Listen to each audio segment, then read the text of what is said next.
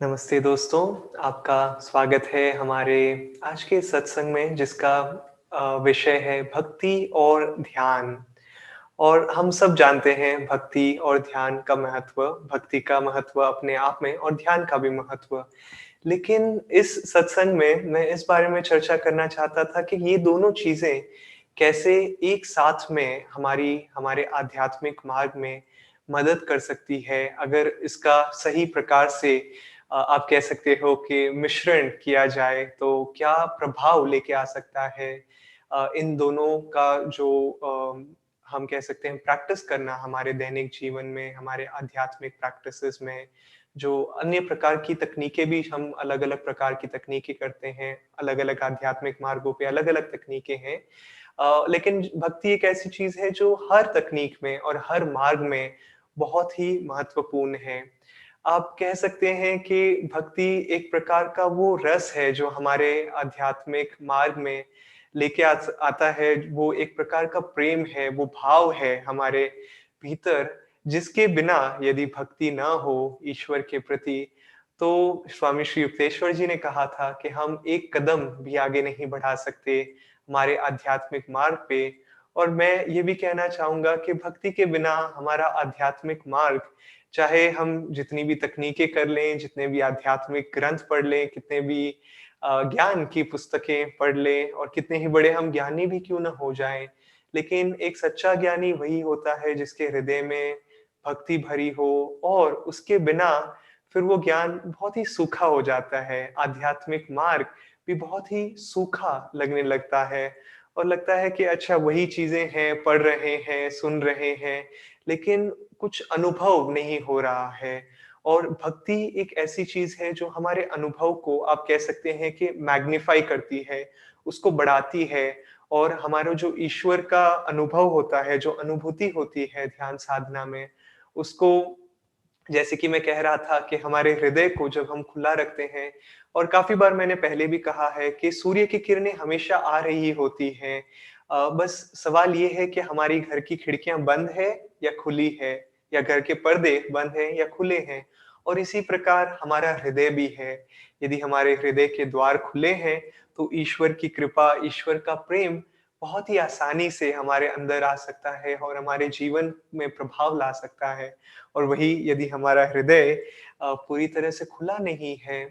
तो हम पाते हैं कि ईश्वर का प्रेम, ठीक है, प्रेम तो दूसरी बात है, लेकिन हम एक प्रकार का आनंद भी महसूस नहीं कर पाते हैं हमारे दैनिक जीवन में। एक चीज़ मेरे मन में जो आ रही थी वो ये थी कि भक्ति, हाँ, हम सबके जीवन में भक्ति बहुत महत्वपूर्ण है, लेकिन भक्ति के साथ में ध्यान क्यों? और जो लोग ध्यान नहीं करते हैं, उनके लिए ध्यान करना क्यों ज़रूरी है भक्ति के साथ-साथ? एक कहानी है, जब परमहंस योगानंद जी के से एक व्यक्ति मिले थे, और उनका मानना था कि उनका मार्ग भक्ति योग का मार्ग था, और इसीलिए वो किसी भी प्रकार की योग तकनीकें या ध्यान का अभ्यास नहीं करते थे। और योगानंद जी काफ़ी बार उन्हें कहते थे कि क्यों ना तुम क्रिया योग का अभ्यास करो, मैं क्रिया योग में तुम्हें दीक्षा दे सकता हूँ। और ये व्यक्ति हमेशा कहते थे, नहीं, नहीं, मेरा मार्ग भक्ति योग का है, तो मैं सिर्फ़ भक्ति करूँगा, मैं ईश्वर का गीत गाऊँगा, मैं हृदय में ईश्वर के लिए प्रेम बनाए रखूँगा। और आप कई बार ये व्यक्ति योगानंद जी से मिलता, और कई बार योगानंद जी इन्हें कहते, लेकिन जैसे-जैसे समय बीतता गया, ये व्यक्ति थोड़े निराश होने लगे, क्योंकि वो उन्हें रिज़ल्ट्स नहीं मिल रहे थे। उनके हृदय में बहुत सारी भक्ति थी, लेकिन वो अनुभव नहीं कर पा रहे थे कुछ ईश्वर का प्रेम, या ईश्वर को अनुभव नहीं कर पा रहे थे। और कई बार योगानंद जी के कहने के बाद में उन्होंने फिर योगानंद जी ने कहा कि तुम अभी एक बंद कमरे में हो, मान के चलो, और अगर उस कमरे से निकलना ईश्वर का अनुभव होगा, तो तुम उस कमरे से बाहर निकलने की कोशिश कर रहे हो दीवार के साथ में, दीवार के मतलब दीवार से पार करके तुम निकलना चाहते हो, या छत से निकलना चाहते हो, या फर्श से निकलना चाहते हो। लेकिन योग और ध्यान साधना तुम्हें उस बंद कमरे में वो दरवाज़ा दिखाएगा जिससे तुम बाहर निकल सकते हो। और फिर इस व्यक्ति ने योगानंद जी की बात मानी, और फिर इन्होंने क्रिया योग की मार्ग में दीक्षा ली योगानंद जी से। और उसके बाद में दोस्तों क्या हुआ? एक ही हफ्ते में या कुछ ही दिनों में ये व्यक्ति योगानंद जी के पास आया और इसने बोला कि उन्हें ईश्वर का अनुभव हुआ इतने वर्षों की भक्ति योग के बाद में। और काफ़ी जो ध्यान साधना करते हैं, जो योग करते हैं, लोग कहते हैं, देखा इसीलिए साधना करना बहुत आवश्यक है। लेकिन हम भूल जाते हैं कि कितने लोग ध्यान की साधना करते हैं, लेकिन हकीकत में उन्हें 1 ही हफ्ते में या कुछ ही दिनों में ईश्वर का इतना गहरा अनुभव होता है। हाँ, हम सभी को कोई किसी न किसी प्रकार का अनुभव होता है, चाहे शांति का या आनंद का। लेकिन इतना गहरा अनुभव जो इस व्यक्ति ने योगानंद जी से कहा था, मैं उस अनुभव के बारे में ज़्यादा गहराई से नहीं जानना चाहूँगा, लेकिन उन्हें बहुत ही गहरा अनुभव हुआ था, उन्हें ईश्वर प्रकट हुए थे। तो कितने लोगों को ऐसा अनुभव होता है ध्यान साधना शुरू करने के बाद में? तो मेरा मानना है, क्योंकि इस व्यक्ति की जो ध्यान साधना थी, वो जब उन्होंने शुरू की, वो इसलिए रिज़ल्ट्स दे पाई क्योंकि उन्होंने पूरी तरह से अपने हृदय को खोल दिया था।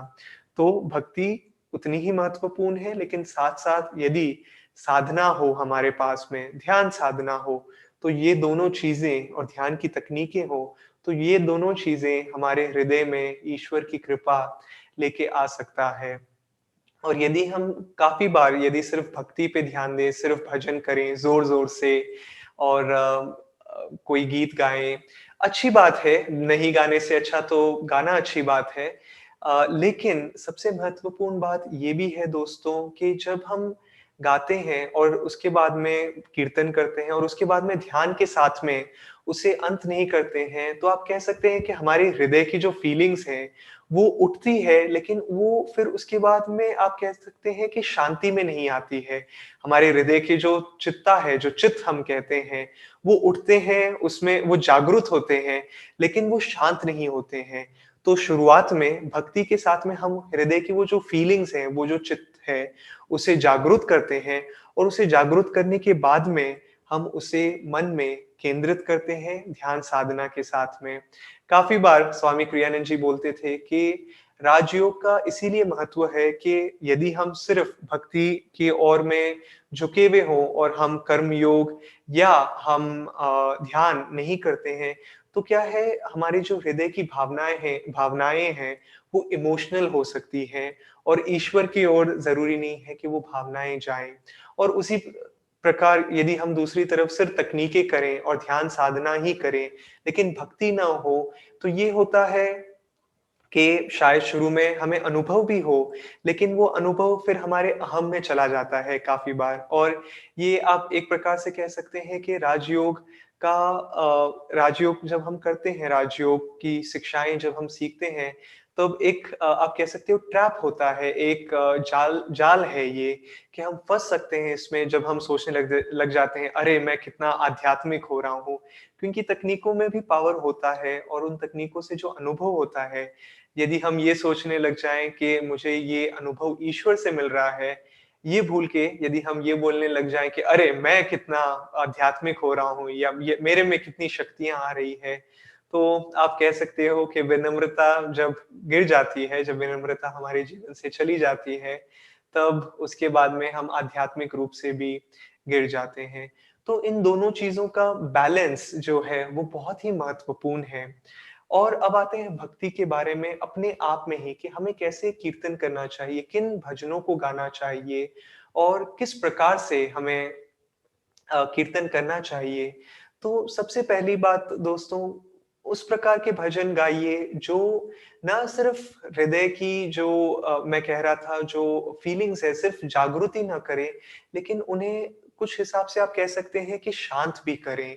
और उसके लिए उनका गीत गाइए, उनके भजन गाइए जो संत हैं और जिन्होंने भजन खुद लिखे हैं। क्योंकि आज के दिन पे हमें ऑनलाइन यूट्यूब पे इतने सारे भजन सुनाई देते हैं और कुछ भजनों का जो मैं म्यूज़िक भी सुनता हूँ, वो मॉडर्नाइज़ कर दिया जाता है और उसमें कहीं बहुत ज़ोर-ज़ोर से म्यूज़िक सुनाई देता है या बहुत ज़ोर-ज़ोर से ड्रम सुनाई देता है और एक प्रकार का बैलेंस नहीं है और वो एक प्रकार से आप कह सकते हैं कि थोड़ा रजासिक हो जाता है।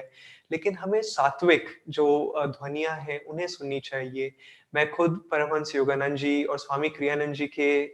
भजन, गीत और संगीत गाना और सुनना पसंद करता हूँ। और यही नहीं एक कारण है जब हम जो पुराने मंत्र हैं, संस्कृत मंत्र जैसे ओम नमो नारायण या सिर्फ ओम का उच्चारण या ओम गुरु, जब हम भजन के रूप में गाते हैं या जैसे हमने आज एक भजन गाया था, जो योगानंद जी ने लिखा था, इनमें एक पावर होता है क्योंकि कई महान संतों ने या संत ने इसे जब बार-बार गाया है और वो जब समाधि की स्थिति में इसे गाते हुए चले जाते हैं, तो आप कह सकते हैं एक प्रकार से हम देखें तो ये सब शब्द ही तो है, इनमें अपने आप में कोई पावर नहीं है। लेकिन इनमें पावर तब आता है जब कोई महान संत और या कई संत इन्हें गाते हैं और कई भक्त इन्हें साथ में गाते हैं और गहरी ध्यान की अवस्था में चले जाते हैं। तो ये महत्वपूर्ण है कि जिस प्रकार का भी हम गीत गाएँ, तो उस गीत को हम ध्यान से पहले परखें कि ये मेरी चेतना पे क्या प्रभाव लेके आ रहा है। और दूसरी बात, शुरुआत में बहुत अच्छी बात है जब हम भजन गाते हैं, तो ज़ोर से गाएँ। लेकिन धीरे-धीरे यदि हम लंबी देर के लिए किसी भजन को गा रहे हैं, तो धीरे-धीरे उसकी जो आवाज़ है और उसकी जो चेतना है, वो आंतरिक लेके जाइए। अभी क्योंकि मैं सत्संग में आप सबके लिए गा रहा था, तो मैं इतना कम स्वर में नहीं जा सका। लेकिन हम यूजुअली कह सकते हैं कि अच्छी प्रैक्टिस ये है कि पहले अपने जो गीत है, जो भजन है, उसको पहले ज़ोर से गाएँ, फिर नॉर्मल आवाज़ में गाएँ, फिर धीरे-धीरे, धीरे-धीरे उसका जो स्वर है, उसकी जो ध्वनि है, उसको कम करते हुए मन में उसे लेके आएँ और इतना अंदर केंद्रित कर लीजिए कि वो शब्द और आप में कोई फ़र्क ही ना महसूस हो। तो ये आप अनुभव करेंगे दोस्तों कि जब आप एक भजन को बहुत ही आंतरिक लेके चले जाते हैं, तो उसे बाहरी रूप में बोलना बहुत मुश्किल हो जाता है और आंतरिक भीतर अपने हृदय में ही आप इस प्रकार का आनंद महसूस करने लग जाते हैं कि फिर आपको किसी भी प्रकार के शब्द की बाहरी रूप से बोलने की ज़रूरत नहीं है और आप मन ही मन में मनोच्चारण कर सकते हैं उसका। अंत में एक और चीज़ जो भक्ति योग के बारे में मैं बताना चाहता था, वो ये था कि एक बार स्वामी क्रियानंद जी अपने हृदय में बहुत ही आनंद महसूस कर रहे थे और वो आनंदमयी माँ के पास में थे और उन्होंने बोला कि मुझे मेरा हृदय इतना खुला हुआ लग रहा है, मुझे बहुत आनंद महसूस हो रहा है। और आनंदमयी माँ ने कहा कि संभल के रहो, क्योंकि जो हृदय की ऊर्जा है, वो ऊपर कुटस्थ की ओर भी जा सकती है या हमारे सूक्ष्म मेरुदंड में नीचे की ओर जो नीचे के चक्र है और मोह और माया की ओर भी जा सकती है या आप एक प्रकार से कह सकते हैं कि हृदय की ऊर्जा जब बाहर की ओर जाती है, तो वो मोह और माया में लेके चली जाती है। लेकिन वही ऊर्जा को जब हम भीतर और ऊपर लेके जाते हैं, ध्यान साधना के साथ में, तब वो जो भजन हम करते हैं, उसका हमें पूर्ण रूप से बेनिफिट और लाभ मिलता है। तो ये थे कुछ विचार दोस्तों। वैसे संगीत के बारे में मैं बहुत कुछ कह सकता हूँ और कई जैसे संगीतकार भी हैं और योगानंद जी ने संगीत के बारे में कुछ चीज़ें भी लिखी थी, वाक्य भी लिखे थे अपनी आत्मकथा में कि कैसे संगीत जो ऊँची ध्वनि क्या या ऊँचे ध्वनि नहीं जिस संगीत की हम कह सकते हैं जिस संगीत की चेतना उठी हुई हो जो जिसे हम सुन के अपनी चेतना को उठा हुआ महसूस कर सकते हैं या करते हैं, वो संगीत बहुत महत्वपूर्ण है। वो अपने आप में एक मार्ग बन सकता है, हमें ईश्वर की ओर लेके जाने में। और स्वामी क्रियानंद जी ने काफ़ी बार कई प्रकार उन्होंने 400 से भी ज़्यादा अधिक संगीत लिखे थे और स्वामी क्रियानंद जी जब अपना संगीत लिखते थे, तो वो ये नहीं सोचते थे कि मैं अब ये स्वर ऐसे-ऐसे लिखूँगा या इसका जो स्वर है वो इस प्रकार जाना चाहिए। वो बस ये सोचते थे कि हे ईश्वर, मुझे इस प्रकार का संगीत दीजिए जिससे ये और ये मतलब 2 या 3 जो दिव्य गुण हैं, वो व्यक्त हो सके, जो प्रकट हो सके। और फिर अचानक से वो पाते कि किसी न किसी रूप से उनके मन में वो संगीत आ जाता था और वो उसे लिख देते थे। एक विचार मेरे मन में आ रहा था जो बस तुरंत चला गया जो ये था कि हाँ, एक बार परमहंस योगानंद जी अमेरिका में थे और अमेरिका में जब योगानंद जी थे तो उन्हें कई लोग बोलते थे कि अमेरिकी जो लोग हैं वो इंटेलेक्ट से जाते हैं, वो दिमाग से जाते हैं। उन्हें संगीत की ज़रूरत नहीं है और संगीत का कोई प्रभाव नहीं है उन पे और योगानंद जी ने बोला कि नहीं, ये गलत है। और फिर अगली बार जब योगानंद जी एक बड़े ही हॉल में थे, कार्नेगी हॉल में, मुझे लगता है उसमें 3000 से 5000 लोग थे, मुझे एग्ज़ैक्ट नंबर याद नहीं है, लेकिन कई हज़ार लोग थे वहाँ पे और उन्होंने एक गीत गाया, एक भजन गाया, 1 या 1 से डेढ़ घंटे के लिए, शायद डेढ़ घंटे के लिए, कंटिन्यूअसली वही भजन, उसी के स्वर, वो उसी के शब्द वो बार-बार, बार-बार गाते रहे। और उसके बाद में कई लोगों ने उधर कहा कि उनकी बीमारियाँ चली गई, उनके हृदय में एक हीलिंग का महसूस हुआ और ये संगीत था हे हरि सुंदर जो योगानंद जी ने ट्रांसलेट किया था, गुरु नानक के शब्द थे, ओह गॉड ब्यूटीफुल, ओह गॉड ब्यूटीफुल। और कई बार कई लोगों को इस संगीत से हीलिंग महसूस हुई, उनके हृदय में जो आप कह सकते हैं कि दर्द था या किसी भी प्रकार की शारीरिक भी, सिर्फ़ मानसिक ही नहीं लेकिन शारीरिक अवस्थाएँ भी उनकी भक्ति के रूप से वो उससे हील हो गए। तो दोस्तों और उस साधना भी उसके साथ में उतनी ही ज़रूरी है। और अब साधना की ओर आते हैं कि जब भी आप भजन गाएँ, तो उसके बाद में चाहे 5 मिनट के लिए ही सही, आप ध्यान ज़रूर करें, ताकि उस चेतना को आप अपने भीतर और ऊपर कुटस्थ की ओर लेके जा सकें। जैसे आनंदमयी माँ ने कहा था कि हृदय की जो ऊर्जा है, यदि हृदय खुला है तो बहुत अच्छी बात है, लेकिन वो ऊर्जा ऊपर की ओर भी जा सकती है और नीचे की ओर भी जा सकती है, मोह और माया की ओर पे।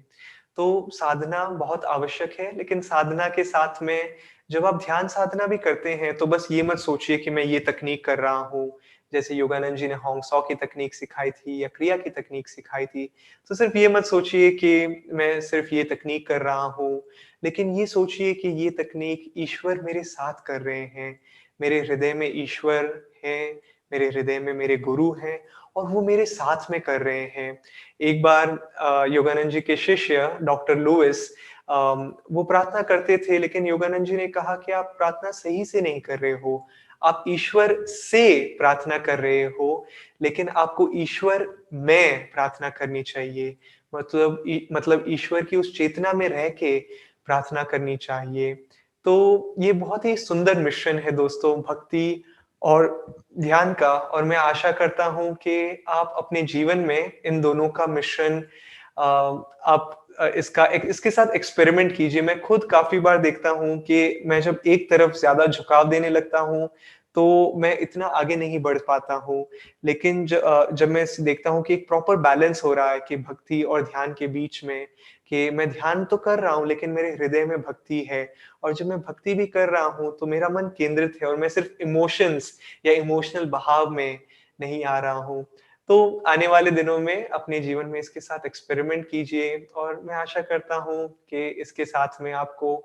पूरी ओर से लाभ मिले। मैं ये भी आशा करता हूँ कि मैं शायद एक कोर्स बना सकूँ इसके विषय में, क्योंकि संगीत दोस्तों